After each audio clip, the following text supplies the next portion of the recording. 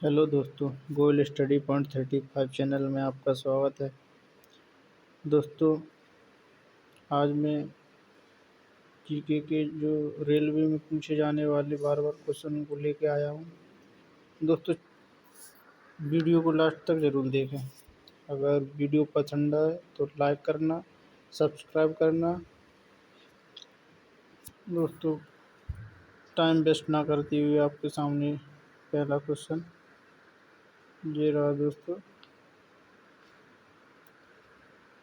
बनारस हिंदू विश्वविद्यालय की स्थापना कब की गई? Option number A 1919, option number B 1921, option number C 1918, option number D 1916। इसका सही आंसर है ऑप्शन नंबर डी 1916। 1916 में बनारस हिंदू विश्वविद्यालय की स्थापना की गई दोस्तों। किसके द्वारा की गई थी? मदन मोहन मालवीय जी द्वारा। मदन मोहन मालवीय जी द्वारा की गई थी दोस्तों। और इसको दोस्तों शॉर्ट में BHU भी बोला जाता है, बनारस हिंदू, जो उत्तर प्रदेश में है दोस्तों नेक्स्ट क्वेश्चन आपके सामने।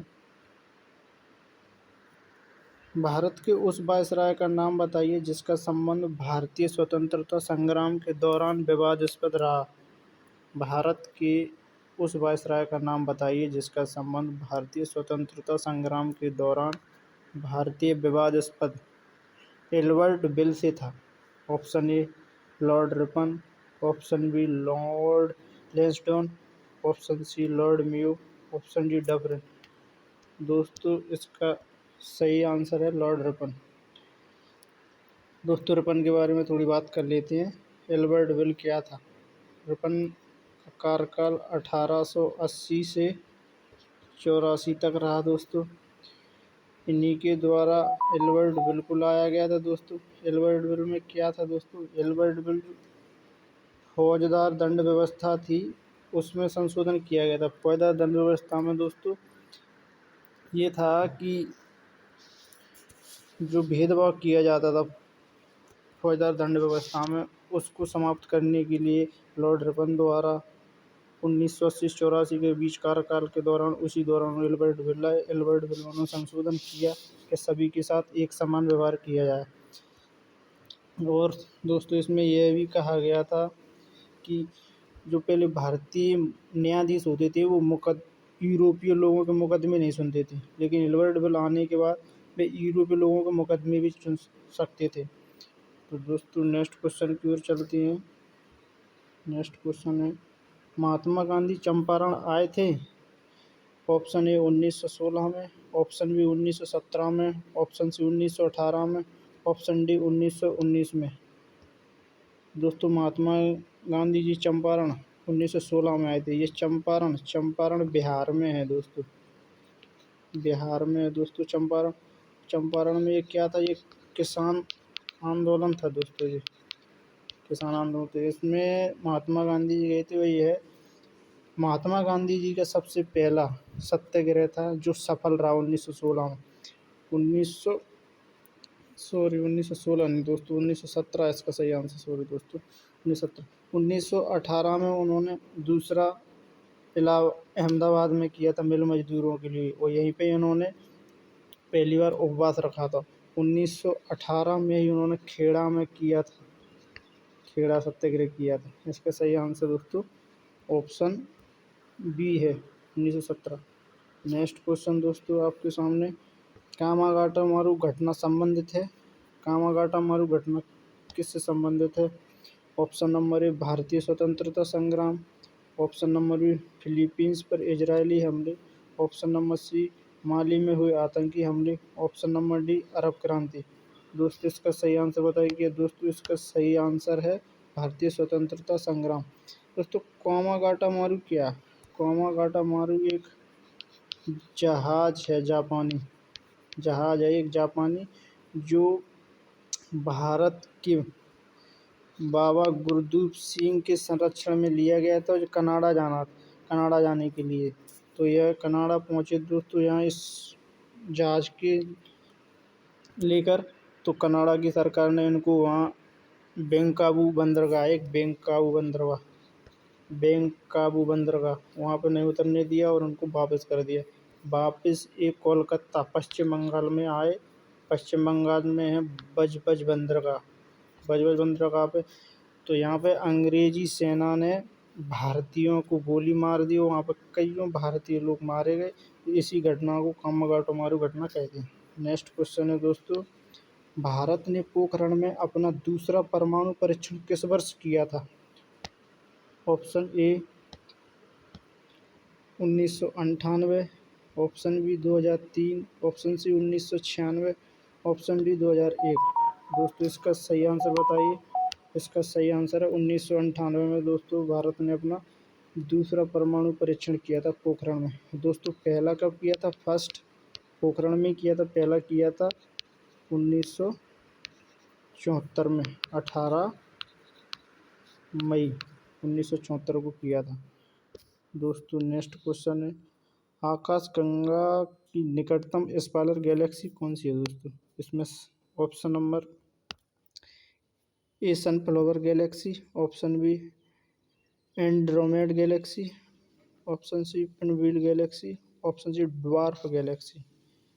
तो दोस्तों इसका सही आंसर है ऑप्शन नंबर बी। इसका सही आंसर है दोस्तों आकाशगंगा। आकाशगंगा दोस्तों असंख्य तारों से मिलकर एक बना समूह है। आकाशगंगा आकाशगंगा हमारे सौरमंडल में असंख्य तारों से मिलकर बना हुआ एक सौरमंडल है। सौरमंडल हमारा दोस्तों किसका भाग है?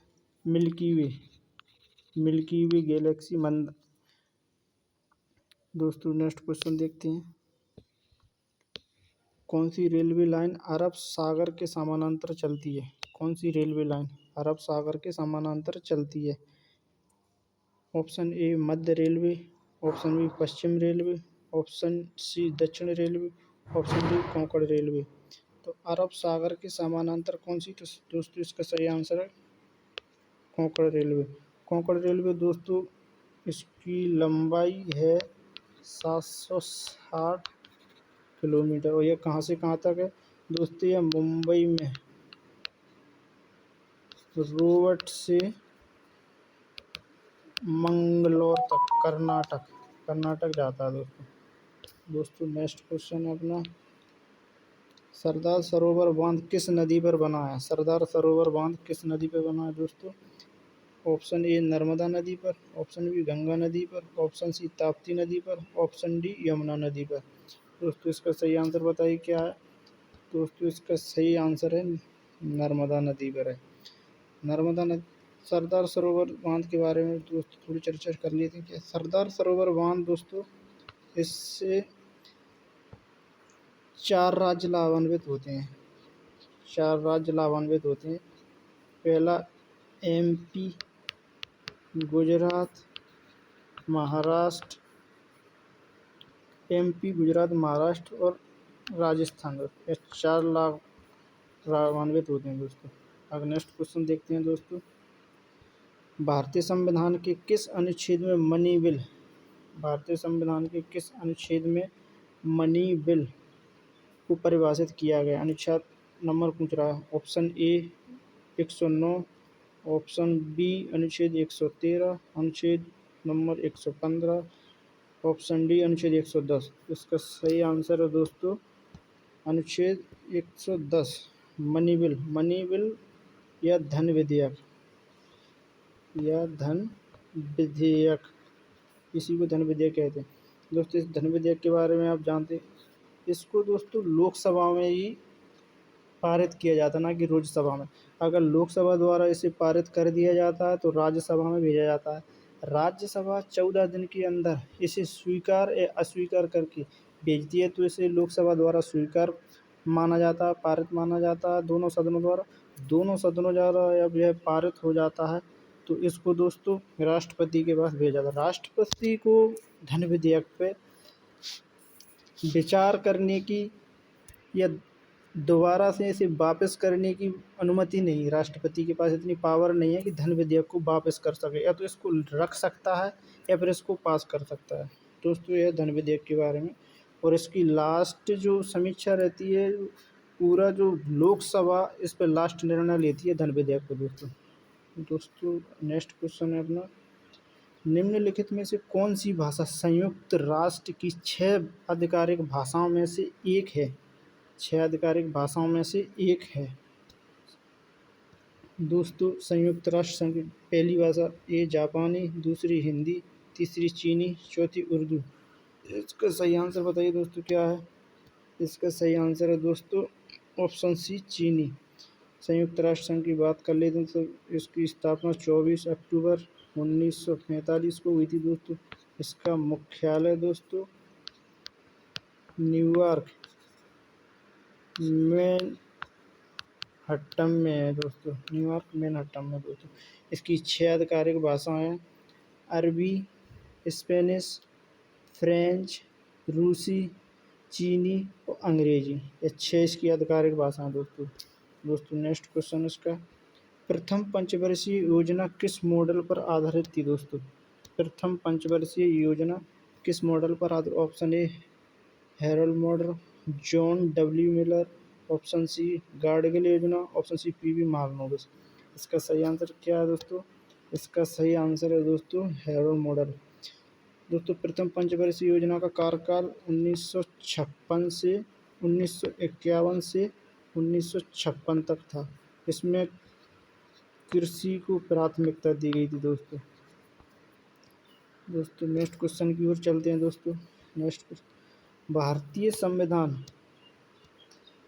संविधान का कौन सा अनुच्छेद उपाधियों के अंत करता है? भारतीय संविधान का कौन सा अनुच्छेद उपाधियों का अंत करता है? ऑप्शन ए अनुच्छेद 25, ऑप्शन बी अनुच्छेद 23, ऑप्शन सी अनुच्छेद 22, ऑप्शन डी अनुच्छेद 18। इसका सही आंसर क्या है? इसका सही आंसर है ऑप्शन डी अनुच्छेद 18। भारतीय संविधान का अनुच्छेद 18 कहता है कि जो वंशानुगत उपाधियां हैं उनको अंत किया जाता है, और जो योग्यता के आधार पर जो उपाधियां दी जाएंगी उनको मान्य किया जाए। जैसे सेना के क्षेत्र में या फिर एजुकेशन के क्षेत्र में वो पीएचडी कर लेता है तो उसको डॉक्टर लगा दिया जाता है, इनको मान्य किया जाएगा। नेक्स्ट क्वेश्चन है दोस्तों, राज्यसभा सदस्य का चुनाव कितनी अवधि के लिए किया जाता है? ऑप्शन ए 5 वर्ष, ऑप्शन बी 6 वर्ष, ऑप्शन सी 3 वर्ष, ऑप्शन डी 4 वर्ष। तो इसका सही आंसर है दोस्तों ऑप्शन बी 6 वर्ष। राज्यसभा सदस्य, राज्यसभा यही एक स्थायी सदन है दोस्तों। यही एक स्थायी सदन है दोस्तों। राज्यसभा के 30 वर्ष होना चाहिए सदस्य बनने के लिए, राज्यसभा सदस्य बनने के लिए 30 वर्ष। इसका चुनाव दोस्तों प्रत्येक राज्य में जो विधानसभा होती है उनकी अपने द्वारा जो विधायक चुने जाते हैं उनके द्वारा राज्यसभा का सदस्य चुना जाता है। राज्यसभा का जो सदस्य चुना उसका चुनाव एकल संक्रमणीय मत पद्धति के द्वारा होता है दोस्तों, और इसके प्रत्येक 2 वर्ष में 2/3 सदस्य को बाहर किया जाता है दोस्तों। नेक्स्ट क्वेश्चन दोस्तों, खाद्य श्रृंखला के तीसरे पोषक स्तर में निम्नलिखित में से किसे शामिल किया गया है? खाद्य श्रृंखला के पोषी स्तर में निम्नलिखित में से किसे शामिल किया गया है? ऑप्शन ए उत्पाद, ऑप्शन बी शीर्ष उपभोक्ता, ऑप्शन सी द्वितीयक उपभोक्ता, ऑप्शन डी प्राथमिक उपभोक्ता। इसका सही आंसर बताइए। इसका सही आंसर दोस्तों ऑप्शन सी द्वितीय उपभोक्ता। खाद्य श्रृंखला आप जानते हो दोस्तों, घास पहले चलता है, घास, टिड्डा, आगे चल के दोस्तों इसका ये नेक्स्ट क्वेश्चन की ओर चलते हैं दोस्तों। फूलों के अंडाशय के अंदर छोटे मनके जैसी संरचना, फूलों के अंडाशय के अंदर मनके जैसी संरचना को कहा जाता है नंबर ए बीजांड, नंबर बी पुष्प केसर, नंबर सी पंखुड़ी, नंबर डी बादल। बीजांड इसका सही आंसर है दोस्तों बीजांड। बीजांड क्या होता है दोस्तों? बीजांड अंडाशय के अंदर बीजांड रहता है, बीजांड के अंदर भ्रूणपोष रहता है, भ्रूणपोष, और भ्रूणपोष में ही मादा एगमज पाए जाते हैं दोस्तों। नेक्स्ट क्वेश्चन दोस्तों अपना, हमारे शरीर में वसा का संचायक ऊतक कौन सा है? हमारे शरीर में वसा का संचायक ऊतक कौन सा है दोस्तों? ऑप्शन नंबर ए वेस्कुलर ऊतक, ऑप्शन बी एडिपोज ऊतक, ऑप्शन डी एलोर ऊतक, ऑप्शन डी एपिथेलियल ऊतक। इसका सही आंसर क्या है दोस्तों? इसका सही आंसर है दोस्तों एडिपोज ऊतक। यह दोस्तों एक कंकाली ऊतक है, कंकाली ऊतक है। यह अपनी बॉडी का स्ट्रक्चर बनाने में मदद करता है ये वसा। नेक्स्ट क्वेश्चन की ओर चलते हैं दोस्तों, निम्न में से किस रक्त समूह वाले लोगों को निम्न में से किस रक्त समूह वाले लोगों को सार्वभौमिक या प्राप्तकर्ता माना जाता है? A plus, option B A B positive, option C O positive, option D B positive. दोस्तों इसका सही आंसर बताइए। दोस्तों इसका सही आंसर है सार्वभौमिक, प्राप्त करता नहीं, सभी का ब्लड ले सकता है तो वो माना जाता है A B positive. A B positive सार्वभौमिक, ओ पॉजिटिव माना जाता है सर्वग्रह, सभी को दे सकता है, सर्वग्रह ओ पॉजिटिव को माना जाता है। नेक्स्ट क्वेश्चन दोस्तों, भोजन के पाचन में क्या मदद करता है? नंबर ए हीलियम, नंबर दो ऑक्सीजन, नंबर सी लार, नंबर डी कार्बन। सही आंसर बताइए दोस्तों। सही आंसर है दोस्तों इसका लार। भोजन के पाचन में मदद करता है लार। लार में एक स्टाइलिन नामक हार्मोन पाया जाता है, स्टाइलिन स्रावित करती है दोस्तों। लार भोजन को लचीला बनाती है, लार भोजन को स्वादिष्ट बनाती है और भोजन में जो सूक्ष्म जीव आते हैं उनको डेड करने का भी काम करती है लार दोस्तों। अपना नेक्स्ट क्वेश्चन है दोस्तों, ग्रहों की गति के नियम का प्रतिपादन किसने किया था? ग्रहों की गति का ग्रहों की गति के नियमों का प्रतिपादन किसने किया था दोस्तों? ऑप्शन ए आइजन न्यूटन ने, ऑप्शन बी जोन्स केप्टर ने, ऑप्शन सी गैलीलियो ने, ऑप्शन डी रोजर बेकन ने। इसका सही आंसर है दोस्तों जोहन केपलर। जोहन केपलर महोदय ने कहा है कि सूर्य केंद्र में स्थित है, सूर्य केंद्र में स्थित है, इसके चारों ओर ग्रह चक्र लगा रहे हैं, दीर्घ वृत्ताकार कक्ष में ग्रह इसके चारों चक्कर लगा रहे हैं। नेक्स्ट क्वेश्चन दोस्तों, द्वीप समूह टेरा डेल फ्यूगो किस महाद्वीप में स्थित है? क्वेश्चन है द्वीप समूह टेरा डेल फ्यूगो किस महाद्वीप में स्थित है? ऑप्शन ए अफ्रीका महाद्वीप, ऑप्शन बी उत्तरी अमेरिका महाद्वीप, ऑप्शन डी दक्षिण अमेरिका महाद्वीप, ऑप्शन डी यूरोप महाद्वीप। इसका सही आंसर है उसको दक्षिण अमेरिका महाद्वीप में द्वीप समूह टिएरा फ्यूगो स्थित है। लैटिन अमेरिका कहा जाता है, जैसे मैक्सिको, वेस्ट इंडीज, मध्य अमेरिकी, इन देशों को दोस्तों लैटिन अमेरिका भी कहा जाता है। एक यहीं टिएरा डेल फ्यूगो द्वीप समूह पाया जाता है। दोस्तों अगर वीडियो पसंद आया हो तो वीडियो को लाइक करें, शेयर करें और सब्सक्राइब करें। इस चैनल से जुड़े रहने के लिए धन्यवाद। जय हिंद, जय भारत।